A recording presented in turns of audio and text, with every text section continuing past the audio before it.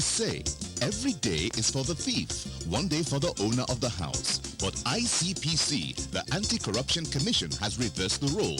It is now every day for the owner of the house. If you're involved in bribery, over-invoicing, or any shady deal, the day of reckoning has come. ICPC, the Anti-Corruption Commission, is watching you.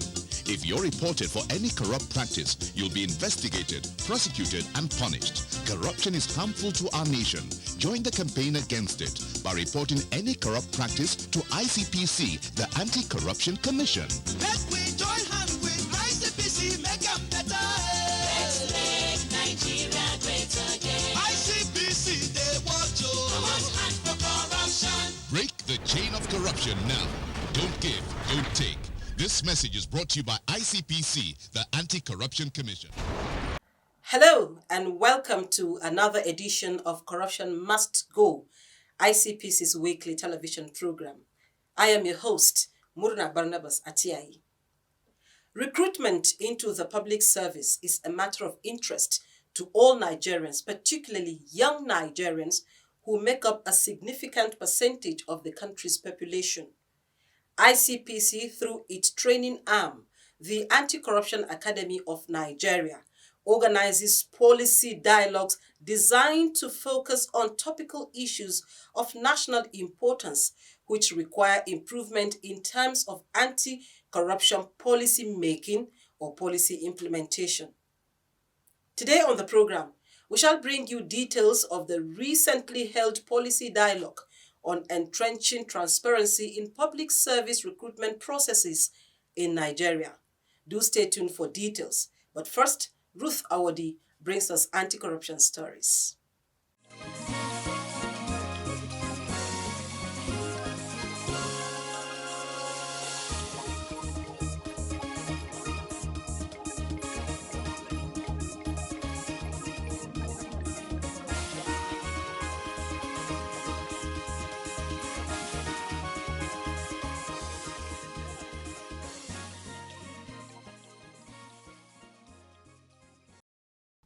Welcome to this segment on Anti-Corruption Stories. I am Ruth Awodi.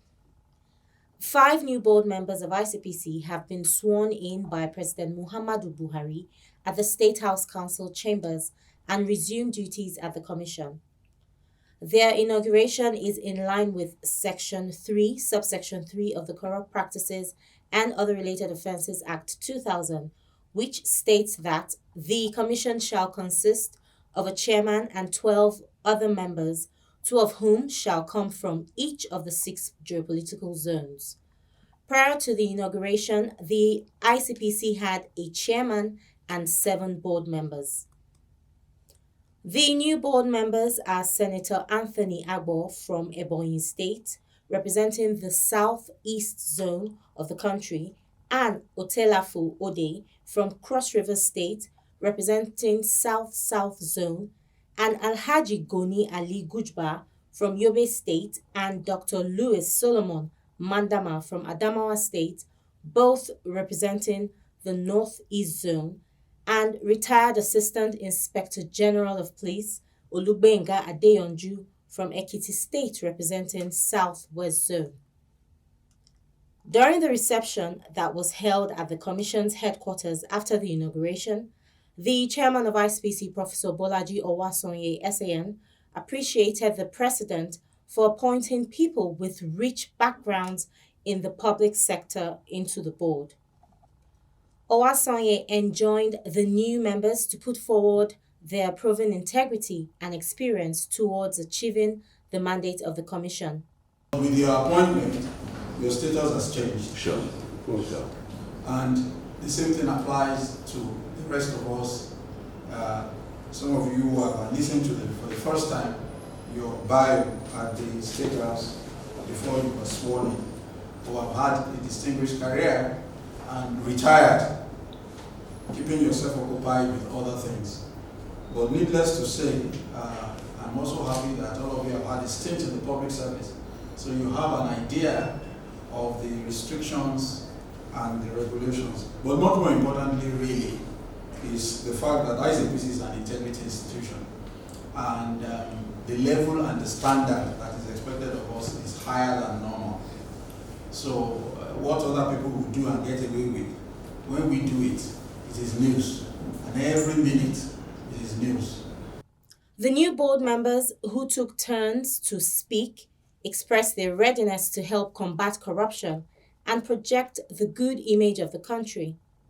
The management and staff of ICPC hereby welcome the new board members and wish them a fruitful and successful tenure within the Commission.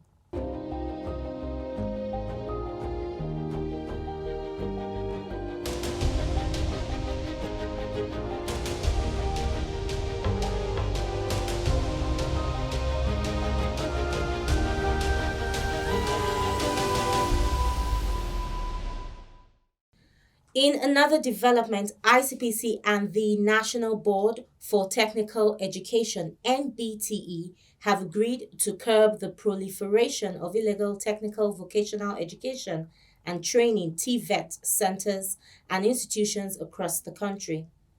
The agreement was reached recently when the leadership of NBTE, led by its Executive Secretary, Professor Idris Magaji, paid a courtesy visit to ICPC headquarters.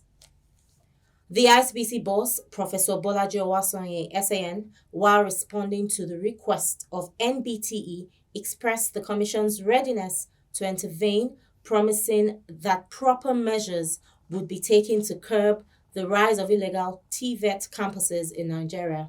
As you're probably aware, we do have some platforms of collaboration already in the education sector, with JAM and some other agencies.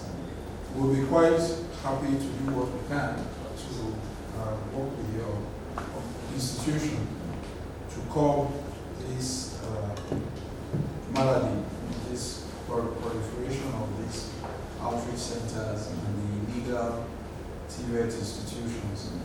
So the public is being misled. And I think that your board is in the best position to clarify this issue, either by public statement or by putting something in your website. It's certainly critical, I think, that something is done so that everybody is well guided, and it goes both ways. Institutions that want to be mischievous, who want to place people holding NID above what they deserve, will feign ignorance and give them levels that they do not deserve. Earlier in his address, the Executive Secretary of NBTE, Professor Idris Magaji, informed that 12 of such illegal institutions have been identified, adding that despite writing to them, they neither complied nor took the NBTE seriously, hence the need to involve ICPC for its intervention. At the moment, we have recorded about 12, visited and have given them letters to close shop.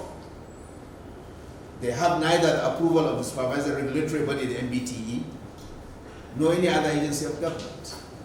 And they are admitting students even outside the JAM, CAP system, and collecting fees from students illegally, exorbitant fees sometimes, not offering even the required training and issuing certificates anyhow.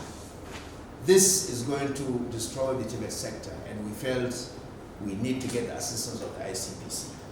Even if we write to those institutions, sir, they don't take us very seriously because we are people in Mufti. But when they hear even the name of the ICPC, I think the knowledge of the ICPC is the beginning of wisdom in this country. So that's why we felt we need to come and seek for this close collaboration. He also informed that the NBTE was exploring administrative solutions to some illegalities being carried out by approved institutions issuing National Innovation Diploma certificates, not recognized into the scheme of service. That will be all on this segment. Corruption Must Go continues with Murna. Stay with us.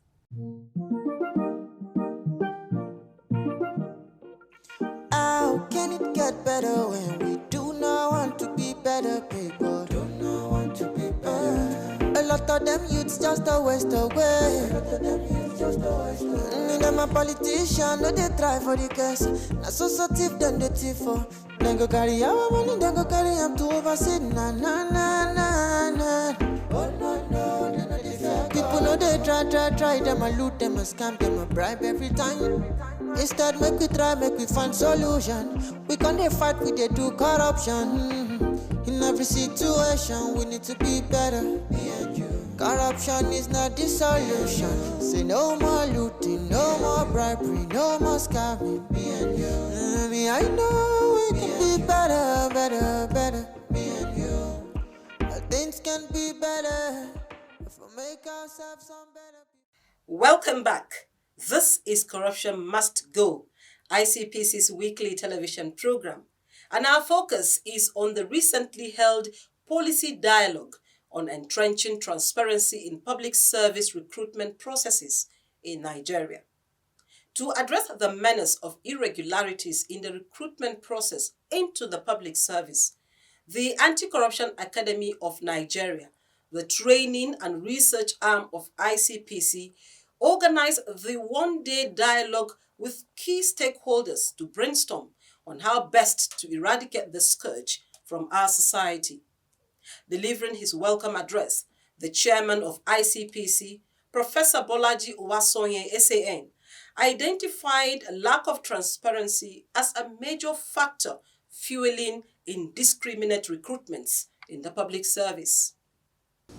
The lack of transparency in the recruitment process has been the subject of discussion, not only in various mass media, but also very vociferously in the legislative arms of government across levels. Some members of the executive arm of government have equally voiced their concerns over the matter. In actual fact, many Nigerians in both official and non-official quarters have expressed serious concern over the growing patronage system in the public sector. For example, the executive governor of Borno State, His Excellency, Professor Babagana Zulu, raised serious concern that these days the recruitment into security agencies, the army, police, and others has been politicized. And according to him, governors, ministers, top government functionaries have recruitment slots who are not interviewed whether or not they are qualified. It does appear to us, therefore, that the meritocratic tradition in the public service, which existed to some degree up to the 80s in our country, is gradually disappearing, with very few islands of recruitment integrity remaining. This is a matter of great concern that needs to be critically, objectively, and robustly discussed, in particular at this dialogue session. The Minister of Interior, Ogbeni Rauf Aregbesola, in his comment, noted that there is no justification for recruiting anybody that is less than perfect in terms of qualifications and experience into the civil service. Let's hear him.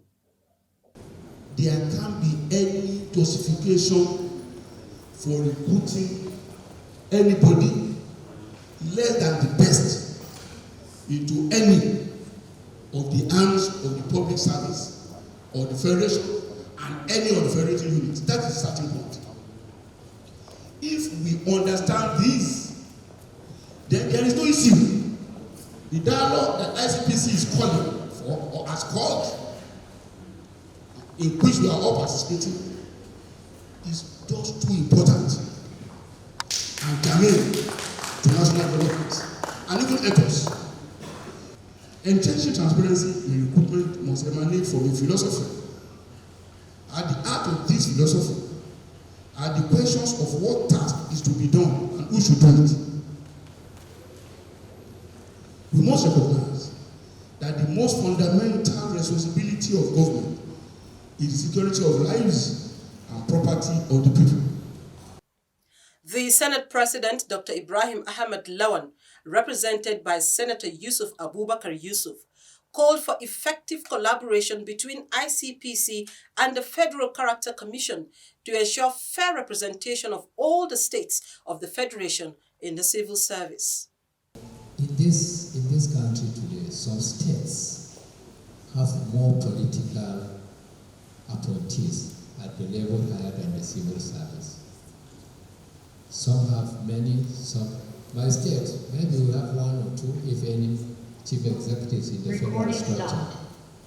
So I don't know whether it's ICPC that can look into this. We must have a fair representation. We are federal, character. I mean federal country, federation country. If some states have maybe 15, 20 chief executives of parastatals in the civil service, while others maybe have one or two, I don't know whether we can say this is corruption or it is not corruption, but it's left to ICPC and federal character to sort out that issue. Fellow Nigerians, do you know that constituency projects are actually your projects? Do you know that constituency projects are funded by the federal government? Do you know that you can track release of constituency project funds for projects located in your constituency and follow up to know how they have been executed? Constituency projects happen because government does not want to leave any community out in development efforts. You have a responsibility to know what constituency project has been planned for your community, how much has been allocated for it, and whether value for money has been delivered. Take ownership of constituency projects located in your community. Protect them because they belong to you. Government knows about your needs and is planning for you. Government needs your help to ensure quality delivery. Know that constituency projects are actually your projects. Protect your constituency project. My constituency, my project. For information on funds allocated to projects in your constituency, call 0800 2255 4272. This message is from the Independent Corrupt Practices and Other Related Offences Commission and the National Orientation Agency. Giving the keynote address, the head of the Civil Service of the Federation, Dr. Folashade Yemi Esson, noted that the country's unemployment problem has left job seekers at the mercy of unscrupulous elements who extort and defraud them by exploiting their very desperate conditions. A report by the United Nations Office on Drugs and Crime averred that 32% of Nigerians actually give bribes to enable them secure employment into the public service. This data is a 2019 data. It's also important to note from that same report, and this is very fundamental, that we understand how corruption thrives in recruitment processes, and that an increasing number of job seekers are in constant contact with public officials or possibly other entities. Hence, this trend underscores the importance of putting in place systems to reduce the possible to the barest possible minimum any form of human contact in the process of recruitment. While disclosing the initiatives deployed by the federal government to ensure transparent recruitment processes, Dr. Yemi Esson informed participants that over 500 persons in various MDAs in possession of fake letters of appointment were recently discovered and have been weeded out of the service. In the light of the aforementioned problems that we've been having with recruitment, it is also very disheartening to report here this morning that on Monday, that's yesterday, the Office of the Head of Service received another report, this time from the Federal Civil Service Commission itself, forwarding names of over 500 persons in various entities that possess fake letters of appointment.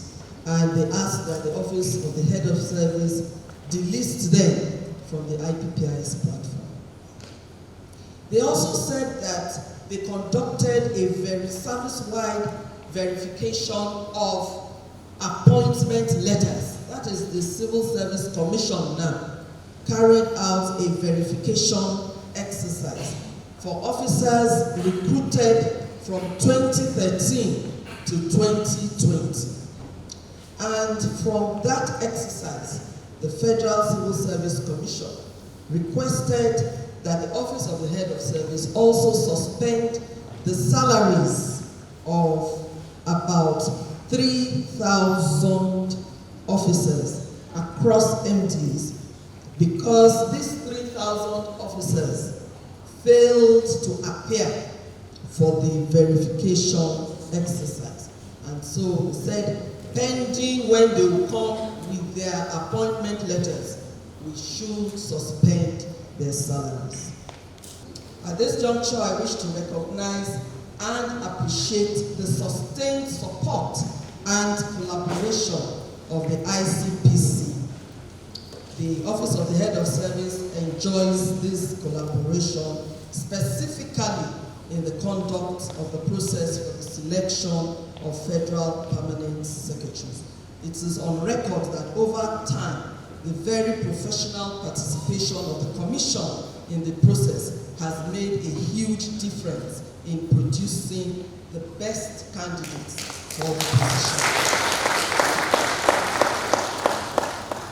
In turn, I wish to pledge the preparedness of the office to sustain and strengthen the existing collaboration with the Commission in curbing all forms of corruption that impede the development of a world-class workforce. Earlier in his welcome address, the Provost of the Anti-Corruption Academy of Nigeria, Professor Olatunde Babawale, stated that the policy dialogue was organized in the context of broader institutional goals, such as those prescribed by the National Anti-Corruption Strategy 2017.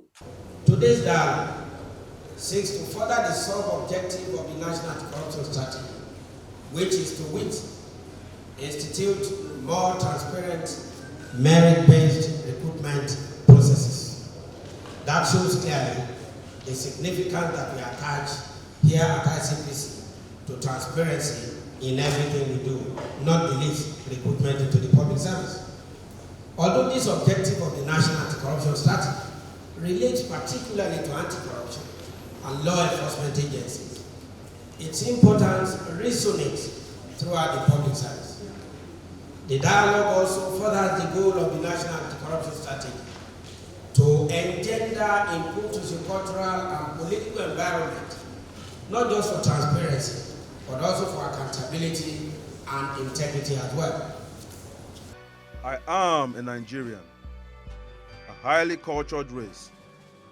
My culture abhors corruption, and with my integrity, a new Nigeria is possible.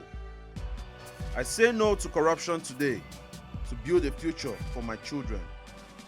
Join me and imbibe the culture of integrity to build a Nigeria of our dreams. The one-day policy dialogue was attended by representatives of key ministries, departments and agencies, organized labor and private stakeholders in the country. Although the scope of the dialogue is limited to the entrenchment of transparency, it is expected that the views and contributions will cover the broad spectrum of academia, civil society, organized labor, public service, and the private sector. Report all acts of corruption, including corruption as it relates to recruitment, to ICPC on toll-free line 0800 22 55 4272 or email us on info@icpc.gov.ng. Don't forget to follow us on our social media platforms displayed on your screen. That will be all on this episode of Corruption Must Go. See you again next week. I am Murna Barnabas Atiai.